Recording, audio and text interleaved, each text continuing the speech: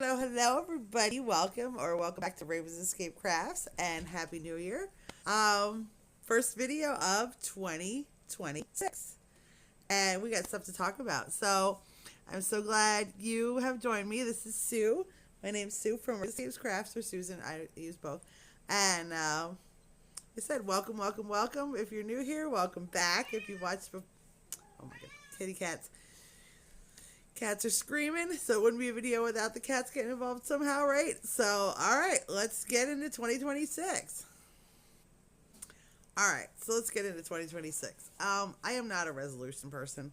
I don't get into resolutions. Um, First of all, before we really get into the video, let me apologize if I'm not like super, like, woo today. I'm trying really hard. Um, Not only am I still in, I don't know, I'm in a lot of pain today from, I had my colonoscopy yesterday. I have no pain from the colonoscopy itself. Let's not get it twisted. But I have pain in my feet, so I'm not sure quite why, but sometimes we don't know why. These feet, they do stuff, and they are not happy today. They are not happy. They're killing me. Killing me. It's nothing to do with the colonoscopy itself. I don't know. They did say I could have some aches and pains from the anesthesia. I don't know if this is anesthesia related, because I can't get warm today either. So, but I don't have a fever. I don't have a fever. Check that. It's not a fever. It was really. I got really chilled yesterday because it was cold outside and like bitter, windy cold. And then I just haven't. I'm still cold.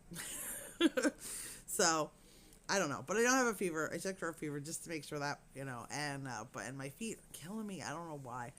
Like I said, I don't know. I don't know, but whatever. We're getting through it. And then on top of that, my doctor started me on a new medication that is making me very drowsy, and I'm gonna try it for a couple days, see how it works. If it makes me this drowsy every day, it's gonna be a no go. But I'm not gonna say no right off the bat. So, but we'll get into the stories a little bit later. I want to talk yarn and business stuff first. So, I got this hat done. I think it's cute as heck. This is one of those Karen cupcakes. It comes with a little ball, but the little ball is not appropriate for this. So this is actually like, it could be a slouchy hat, but I have a bun on my hair right now, so it works really good if you have a bun too. It just makes it kind of a higher hat. I think it's cute as heck. I finished that. I also finished a hooded scarf, which I'll show you a little bit. I haven't gotten any new yarn or anything. I haven't even really seen too many deals or steals or ads or anything for. I know Michaels keeps sending me about clearance, but I go on there and there's like nothing in stock. So, there's stuff I would have bought, but everything's like XXX out, so you can't get it. So, stop sending me emails, the teasers. But I haven't seen any other really good sale. Herster's does have free shipping this weekend, so I don't know if anybody needs something from Herster's. I need to order yarn. I've just thought I need to get everything done to see what I have, so I know exactly what I need. Which will bring me into, I said the other video, I'm going to start giving a few tips for tax time. Like I said, I am not going to give you tips on actually doing your taxes because I don't feel like I'm qualified for that. I do my own taxes for my business. I had done business taxes for many years, but I am not like a CPA or anything, so I don't feel like qualified. I'm not comfortable giving you guys actual like tax advice, but I am very much interested. Feel like I'm authorized. Not authorized, but I feel like I'm knowledgeable enough. Bless you. The cat's season. To give you advice like what to get together to give to your tax professional, or if you're going to do it yourself. Tips and tricks that I've learned over the years that are super helpful. So, number one, inventory. And this is a good time, very beginning of the year, do your inventory. And when I say inventory, I don't only mean your made products, which is very important. Have some sort of list, spreadsheet, whatever, of what you have made, how much it costs you to make, how much they're selling for. That's very important when it comes to tax time.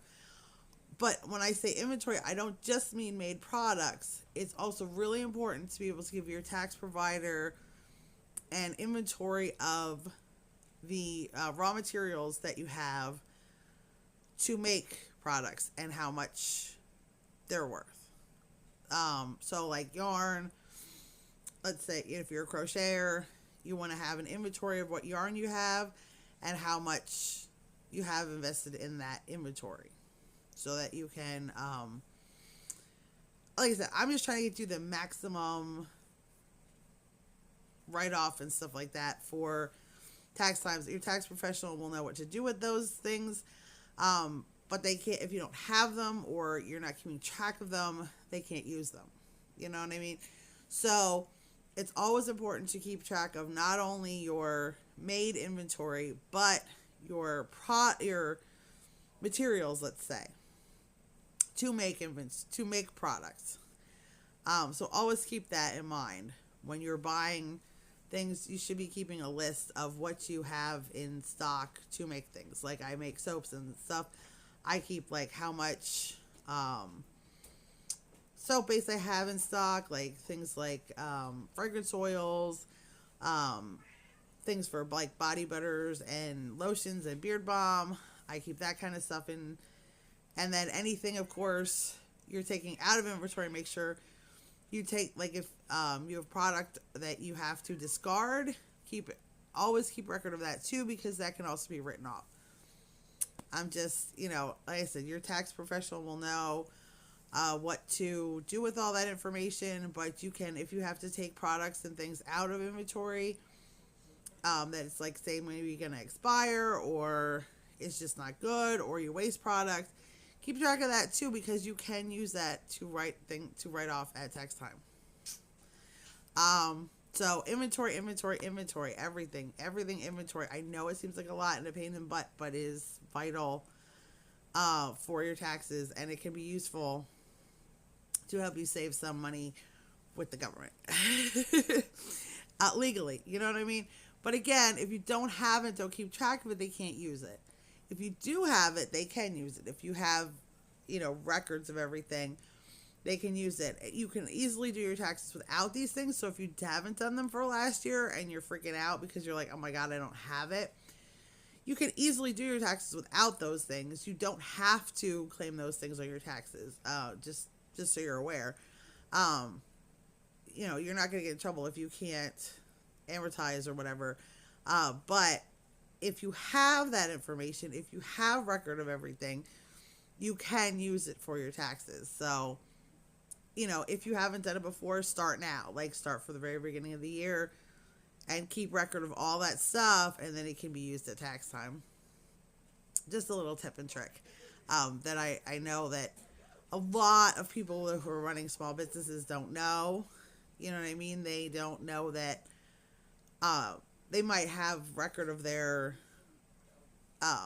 what's in inventory and things like that for selling, but they don't know that you need to keep inventory of your actual product pre-make.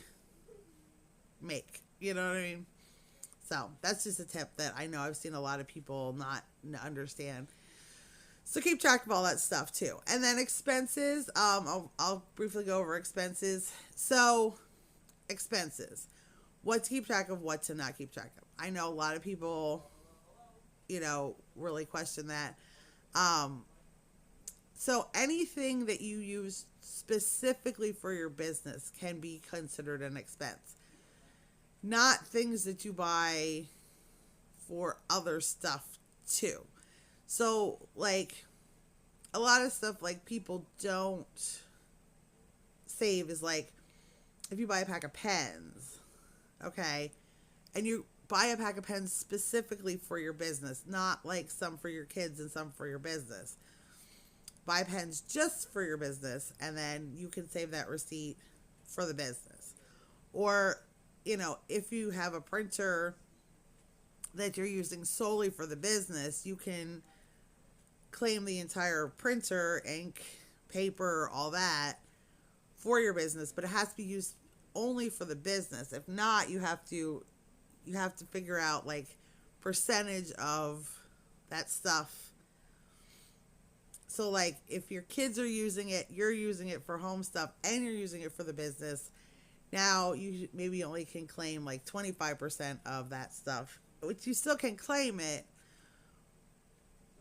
but it also gets a little more sketchy if you get audited proving that that's the percentage that gets used for the business. So it really is a good idea to have things specific for your business and not like for home and business use in the event that you get audited, so that you can prove, I only use this printer for the business, so 100% of the ink, paper, stuff like that gets used for that. And again, like things like, that people don't think of is like anything that you buy specifically for your business, being it a roll of tape that you're only going to use for closing boxes. That's a write-off. That's an expense. Not a write-off, an expense. Like there's a lot of little things people don't think about when it comes to expenses. Whether it's like plastic spoons to mix your product if you're making some sort of resin or body product or soap or whatever. The little cups you mix things in, any kind of those things, buy them specifically for the business. Buy packs of things specifically for your business, not stuff for home and business. And then those things you can use as a write-off. But don't, for the love of God, try to write things off that are not, because the chance of you getting audited is not super high, but if you get audited, it is a nightmare. I've never gone through a personal audit, okay? I've never been audited by the IRS personally, but I have gone through business audits. It is not fun. It is an absolute nightmare. Ugh. Yeah, I have been through IRS business audits. I've been through all kinds of audits on business, from factory audits. I worked at a car dealership. We had factory audits. We had the state come in to audit things. And we, of course, were a inspection center, so we had inspection audits. We were licensed to do PennDOT stuff for since I'm in Pennsylvania, we do car registration, the license plates and all that stuff. We could do it all in-house. We had notaries in-house that would do all that stuff for us. And we just had to send it to the state, but we could actually issue license plates to people and things like that. Well, they would audit that periodically. It's a lot. So, and also a lot of times, they will do random audits, but a lot of times, as long as your stuff looks good, you're not trying to claim crazy stuff, your chances of getting audited get lower. Okay. So, because of course, the government does not want to spend money to send someone out for you to prove that you're completely legitimate, because then they don't get anything out of it. So, if you're flying under the radar, let's say, your chances get lower and lower that you're going to get audited. Not zero, obviously, but like I said, they're not going to waste their time auditing a business that doesn't seem to be doing anything sketchy if they don't think they can get money. So, don't be claiming your entire car insurance. I've seen so many people say, well, I can claim my whole cell phone. I mean, are you using that cell phone just strictly for business? I guarantee you're not. Now, I mean, I do claim, because I do a lot of my stuff on my cell phone.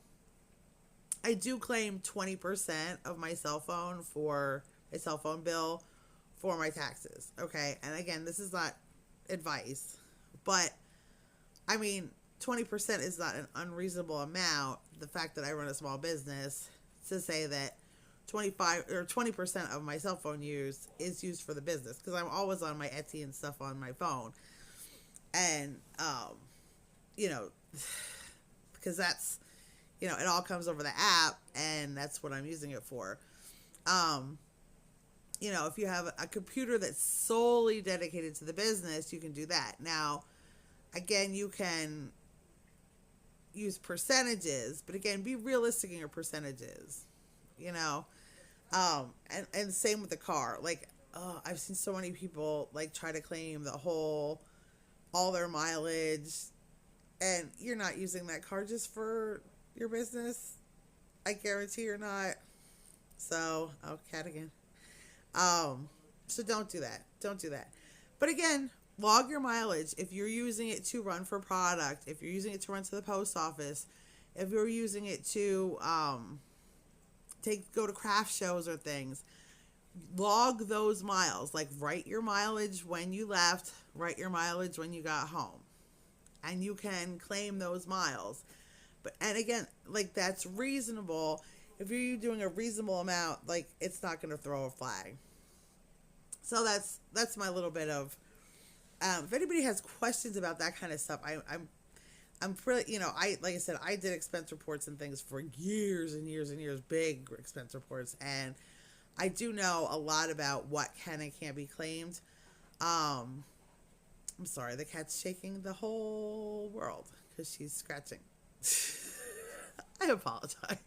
She's over here. Can you see her? There she is. Say hi, Sophia. Sophia. No, she's just being complaining. She's sitting over on my, there she is. Nope. These cats are nuts right now. So, all right, enough taxes. Let's not talk about taxes anymore. So, what else am I working on? I made this hat. I'll show it to you in another video. I'm working on this hat, in these amazing colors. Look at these colors. I finished the hat, and now I'm working on the, scarf part. So it is in, I'll show you the color. This is the Premier Fable yarn. I know it's backwards, I apologize. This is a bulky, but look at those colors. And this is Dragon, it's called. You see those colors, purples, greens, pinks, blues. So I'm working on the scarf part, and that's what I'm working on today. So I'll show it to you in another video when I'm done with it. Oh my goodness! Now you can probably hear my kids and my husband downstairs are recording a D&D video on Light Clan Legends. So if you like D&D, go over there and check it out. It's called Light Clan Legends. And then I wanted to do a video today because tomorrow my husband's having Ken, that he does a podcast with, come over to our house so they can plan their podcast for the rest of the year, well, for the whole year.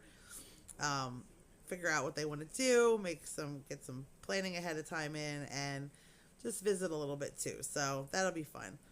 So that's tomorrow. Yesterday was mostly colonoscopy day. The first was also colonoscopy prep day, which I'm going to say this, okay? You know, people talk about colonoscopies all the time on YouTube, internet, wherever. And I always hear everybody like, oh my God, the prep is the worst part. The prep is the worst part. I'm going to grab my blankie again. I'm sorry, I'm cold. I hear that all the time. Like, the prep is the worst part. Oh my God, you're going to spend the whole day on the toilet. Oh my God. You know, get some preparation H. Oh my God. I don't know. I did not have, it wasn't like that for me. I was so concerned about the prep. I mean, I don't know. I didn't think that the prep part wasn't really a big deal to be. Okay, hold on. All right. So yeah. So the prep for colonoscopy was not nearly as bad as everybody made it out to be. Now, the nurse that I talked to at the hospital, at the endoscopy center, she said, well, she said the thing that most people make the mistake of is that since they know, like, since you can't, my prep was, I had my colonoscopy yesterday, so which is Friday, the 2nd. So on the 31st, I was supposed to, it was my last day of eating, and then when I went to bed that night, that was it. No more eating until after the procedure. Well, I shouldn't say that. I could have clear liquids, but no food, like solid food. So, she said, well, what people make a mistake of is like the last day I'm sitting on the remote.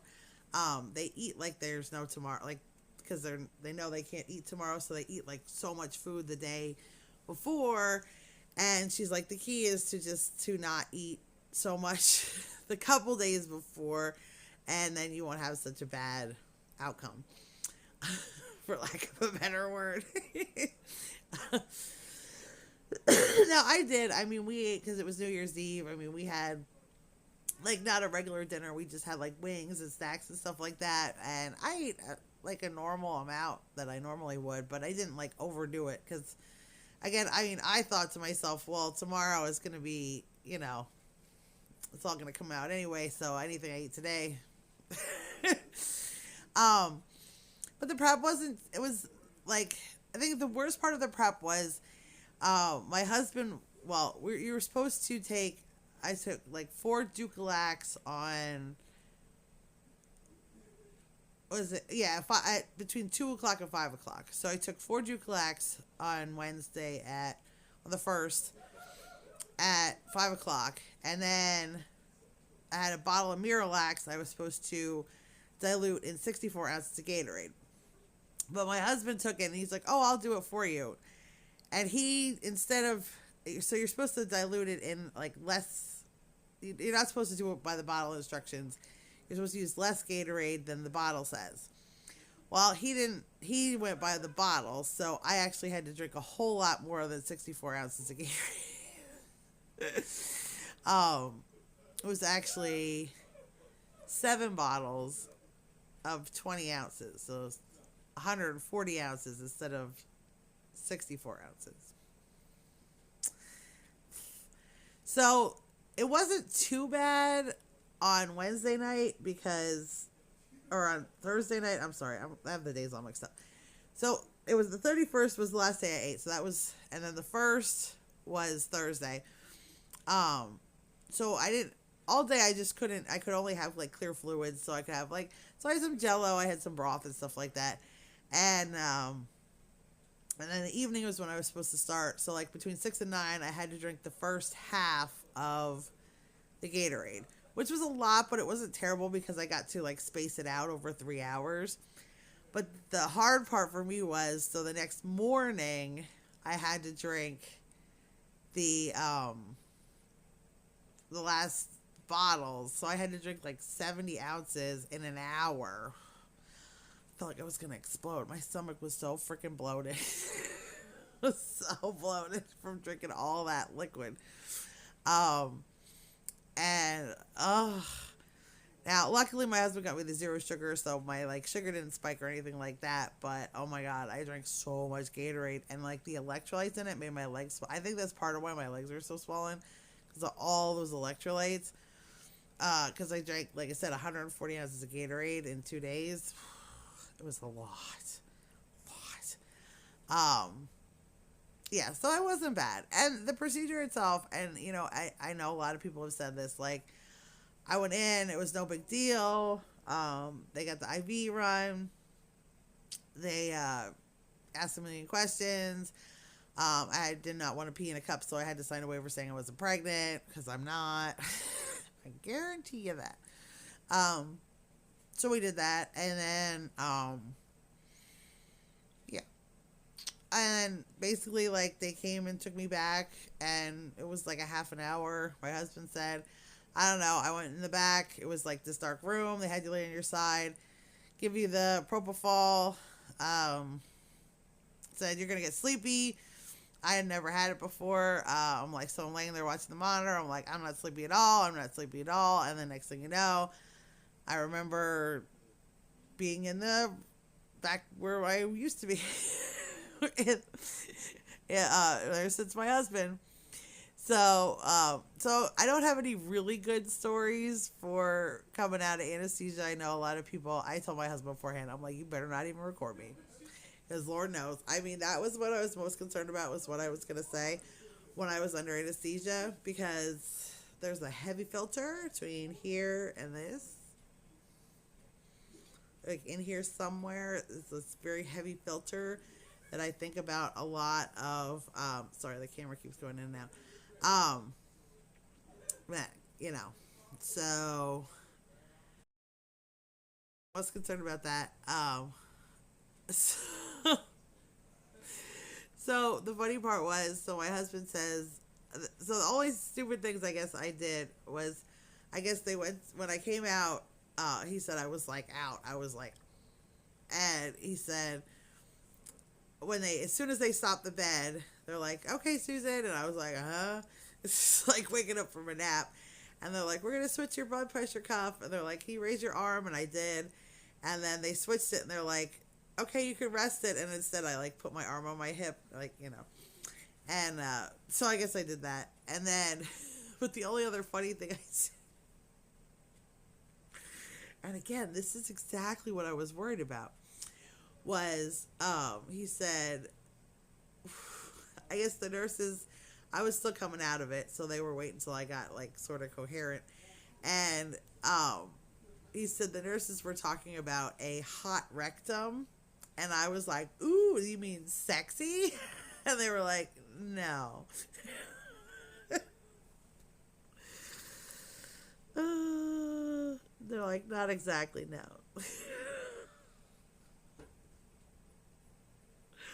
Oh. Oops. Oh, well. It does not surprise me. Like I said, that is that filter. The filter between here and here, it's heavy filter. A heavy filter. You take that away, I can't be responsible. I cannot be held responsible. No. So, yeah. So today I'm just kind of taking a day. This week was a lot. It was a lot.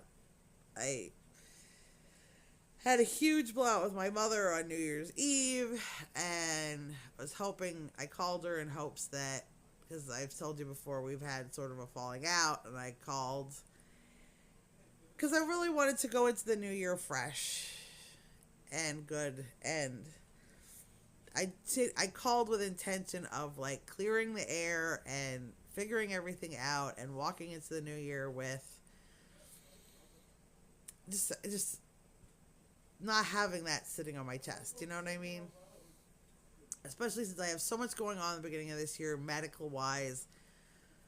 I just was like, please, I just want to leave this, like, get this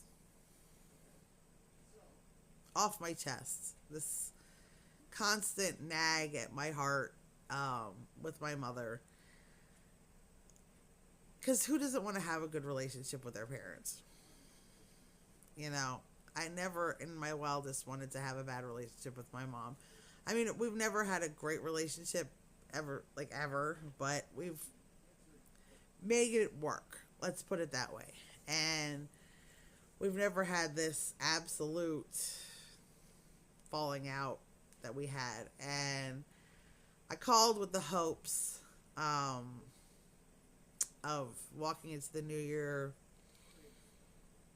and having a good outcome, and instead it went completely opposite of that, to the point that I don't know that I'm going to talk to her anymore.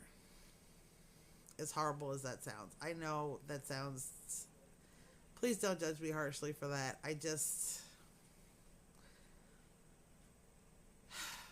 I'm at a point in my life where I need to worry about myself, my health.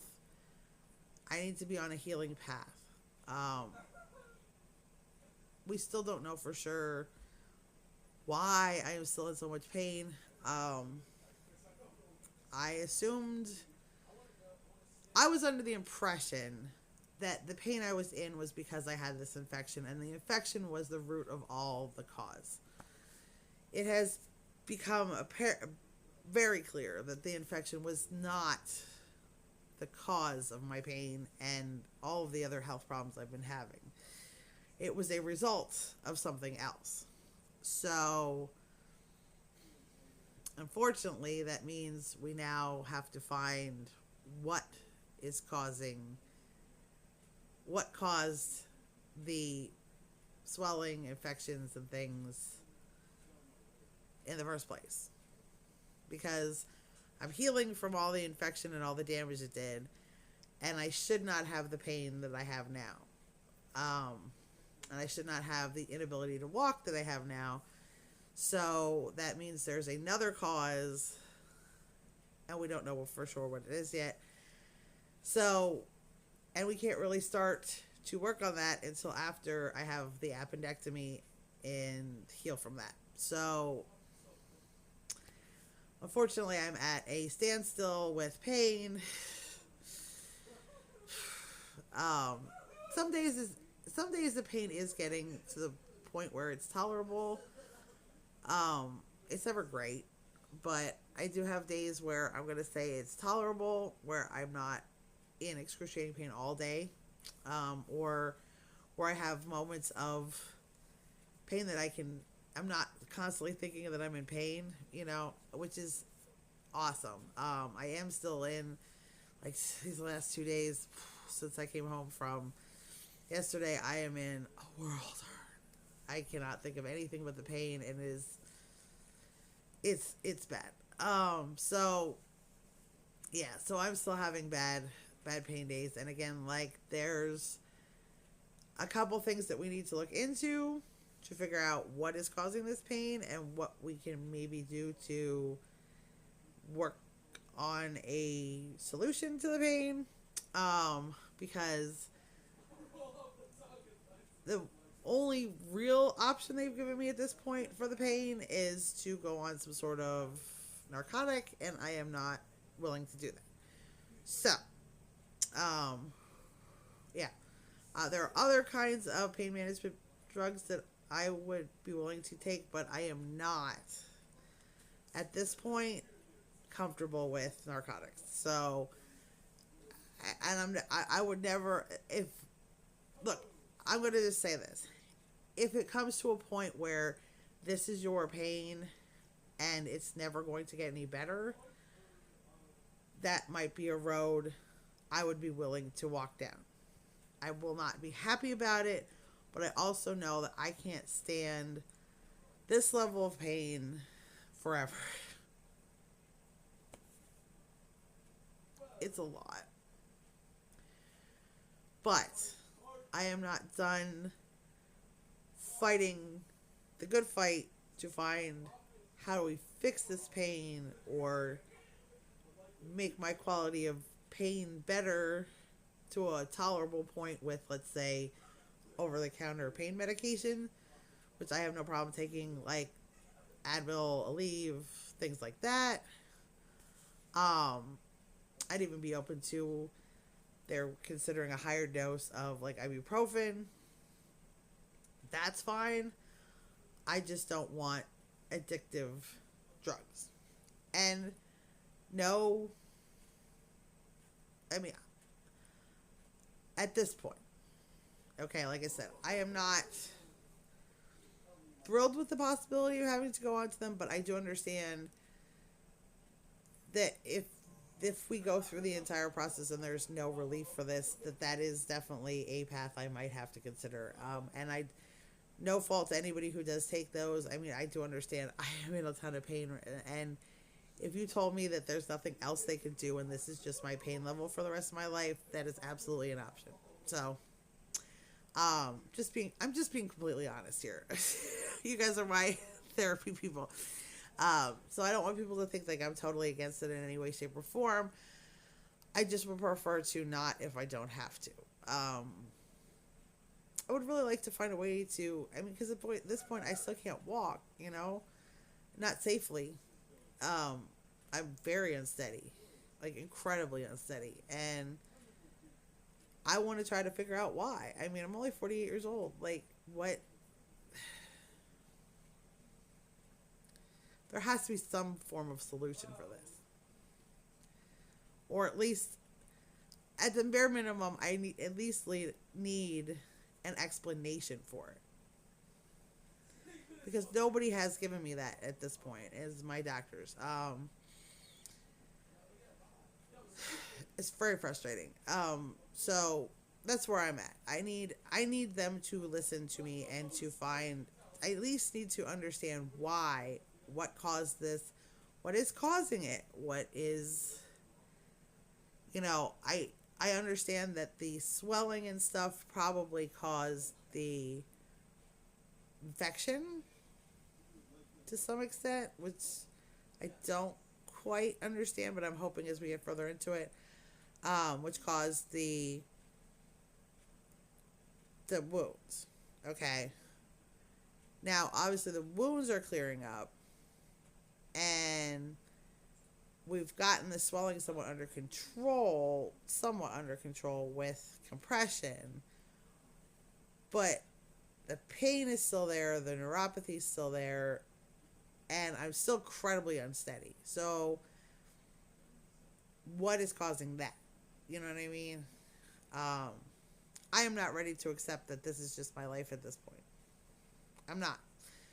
I feel like there has to be an explanation, a solution. And like I said, I am not ready to just accept that I need to take pain pills for the rest of my life.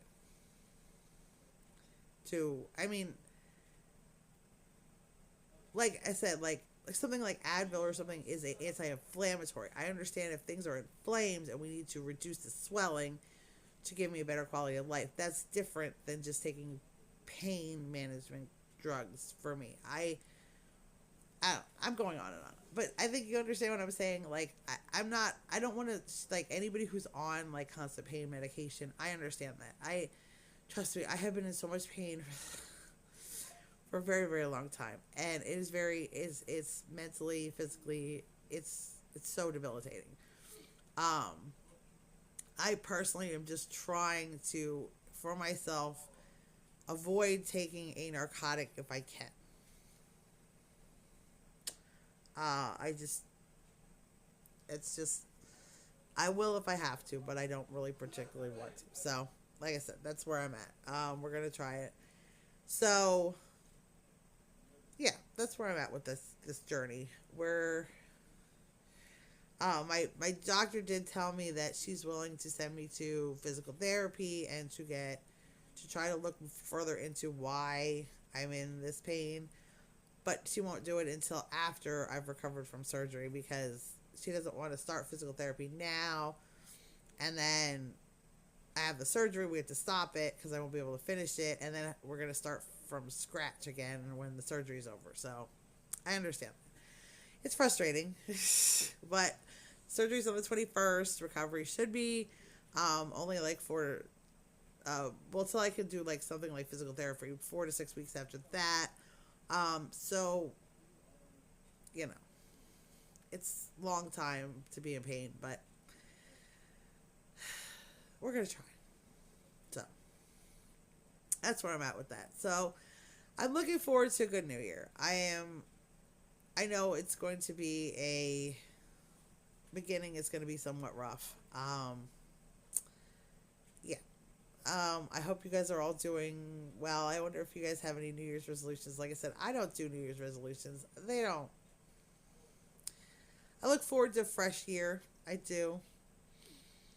I am looking forward to being less. Well, obviously, last year was a lot. It was a lot. And I'm hoping, I'm on a healing path. I'm getting things handled that should have been handled for a while. So, yeah, there's that. You know what I mean? And it's going to be a little bit rough in the beginning of the year here with surgeries and doctor's appointments. Oh, so many doctor's appointments. But that's okay. I did get cleared for surgery. I went for my pre-op appointment, got cleared for surgery, had EKG. That was a whole thing. Um, but got that all done.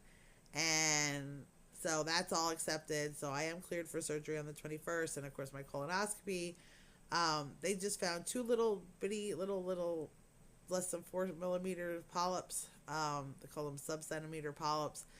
Said that the doctor said they look benign. He said, of course, we are going to send them out, make sure. So I should know in like 5 to 7 days for sure the results on them. But he said he's done a ton of these colonoscopies, and they really looked very much benign. They were very small. We got them really early. It's still good to get them taken out. And that they found a little bit of diverticulitis. So he says, so what they're going to recommend for that is a high fiber diet. And he's like, I'm going to tell you the truth. The amount of fiber that they want you to eat is absolutely ridiculous, and nobody eats that. Nobody, not even doctors. We don't eat that much fiber. It's a ridiculous amount of fiber. So he's like, do your best to eat fiber if you can, but it's a ridiculous amount of fiber, like a ridiculous amount. So, yeah. So there's that. So I really appreciated that because, a lot of doctors would tell you, like, oh, you need to eat 45 to 60 milligrams of fiber. And he's like, no, that's a ridiculous amount. Nobody eats that much fiber. Nobody. I don't know that people really should, He's like, that's what they recommend, though. So that's what your paperwork's going to say. Don't expect to do it. Yeah, so. So, yeah. So that is my year so far here on the 3rd. I hope you all had a really nice New Year's Eve. We had a very quiet New Year's Eve at home, just hanging out. Had some fun, and just the 4 of us. Like I said, I had a big fight with my mother earlier on in the day, and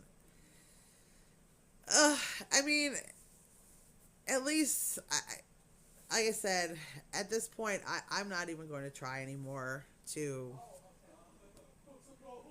I can't for my own health try to be a peacekeeper and a amend maker with my mother. I can't do it. I've done it for so many years, and I need to put me first at this point, and unfortunately I can't allow her to keep taking advantage of me. I just can't do it. So here we are. We're at this point. So I'm just going to throw it out in the universe and see what happens. I just am going to stop making an effort and see what the universe does with it. I just don't know what else to do at this point. And I think sometimes we have to do that for our own selves. As hard as it is,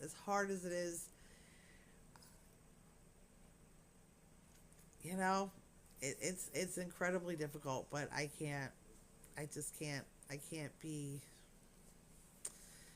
be the bigger person at this point in my life. With her, I can't. So, I'm sorry. I'm ranting on to you guys. I'm going to let you guys go. I'm sorry this isn't the most upbeat video. Like I said, I am like, goofy from the stupid meds and tired, and my feet are killing me. I'm really trying to make this video today. So, I really love talking to you guys, though. It really did help. Now there's somebody honking outside. I apologize. So, I hope you have a wonderful day. I hope you had a wonderful New Year. It is so good talking to you guys. We're going to get into more yarn stuff and more projects and things. Right now, I am focused on, obviously yesterday was mostly colonoscopies, and I'm working on my inventory for my business, it takes a lot of time, and I'm going to be redoing a lot of things this year with my inventory because it's gotten, I had my inventory doing a certain way, which worked when it was smaller, right? And then I got a little bit big. When it was like just starting out, I did my inventory one way, and that worked. Well, then I got a little bit bigger, and I switched my inventory because that original inventory wasn't working. And I switched it to a different system. And that worked for a long time now. That's probably, I've had that for the last 3 or 4 years. And that inventory system worked great, except now I've gotten bigger. And now that inventory system is just not cutting it. We're wasting way too much time looking for things, and it's not as organized as it needs to be, and it's more and more difficult to find stuff. So yeah, I'm gonna have to do an entire rehaul on my inventory system, and that's gonna take a hot minute. Not looking forward to it. I started, but I did the easy stuff first, of course, and I have some more easy stuff to do. But then once we get into my crochet things, oh my god, I have so much stuff in inventory at this point with my crochet, and I keep selling a lot of stuff. And the way my inventory system works now, it's not ideal for knowing where I have room to put new product I make, or it's not working. It's just not working at all. I had like a bin system where things were in and they were labeled and stuff, and then it just isn't working. I have too many. The main problem I ran into, and I'm sorry, I know this video is going on, and maybe you guys, this will help you guys. So like, I did like a bin system. Like I use like plastic totes, obviously, to keep all my stuff in. This way, nothing like, obviously I have pets and I have, different things and dust and things like that. So I always put them in, I have waterproof totes, and they're labeled with numbers, and we would put like certain things in certain totes, which worked for the longest time. It still works for like my soaps and my wax melts and things that I do like a lot of the same thing. But my crochet, I end up doing a lot of different products, and then things that are selling well, I remake, but don't necessarily then, like, stuff gets put in those totes that has room. Like, new stuff gets put in the totes, and then now I have to move things from different... It's just a hot mess. It's just very confusing, and it's not working out. So I already made the spreadsheets up, but I need to... And I'm going to be stickering everything now and skewing everything. I just haven't done it yet. So my making is going to be a little bit put back by that. And, of course, like I said, dealing with... I get used to this new medication I'm on. Oh, I think I'm so sleepy. Oh, I'm so sorry. Ugh. So, I hope you're all doing well. Thank you so much for joining me. I appreciate each and every one of you. I hope you do something that makes you happy today. I'm going to go sit here and read my book, and I'm going to work on this project a little bit and probably take another gosh darn nap because I'm so freaking tired. But we'll see. So I love you all, and choose love every day. Bye, everybody. I'll see you next time, okay? All right, I'll see you soon. Promise. All right, bye-bye.